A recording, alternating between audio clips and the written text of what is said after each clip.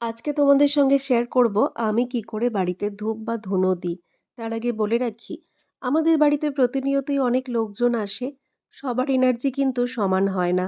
কেউ অনেক বেশি নেগেটিভিটি নিয়ে আসে। আর এনার্জি যেহেতু রিফ্লেক্ট হয়, সেটা আমাদের বাড়িতে ছেড়ে যায়। আবার কারোর তো কুনজর আছেই। এই সমস্ত কিছুর ইম্প্যাক্ট পড়ে আমরা যারা বাড়িতে থাকি তাদের ওপর। কখনো পারিবারিক অশান্তি, সংসারে অশান্তি, মানসিক অশান্তি, মন মেজাজ ভালো লাগে না, ভালো লাগছে না এরকম একটা ফিলিংস হয়।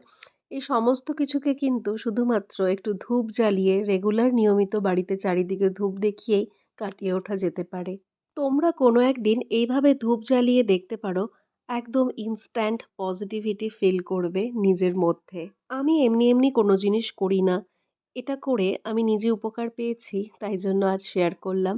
আসলে অ্যাস্ট্রোলজি আর বাস্তুশাস্ত্র নিয়ে আমার বরাবরই ভীষণ প্যাশন ছিল। আমি প্যাশনেট ছিলাম। তাই অনেকটা সেলফ স্টাডি করে ফেলেছি। একটা সময় তো মানুষ আমার কাছে জিজ্ঞাসা করত, চার্ট তৈরি করতে দিত তাদের। বলে দিতাম, অনেককেই হেল্প করেছি, কিন্তু কখনো এটাকে নিজের প্রফেশন বানাইনি। এখান থেকে ৫ পয়সাও ইনকাম করার চেষ্টা করিনি। চলো এখন আসছি, বাই।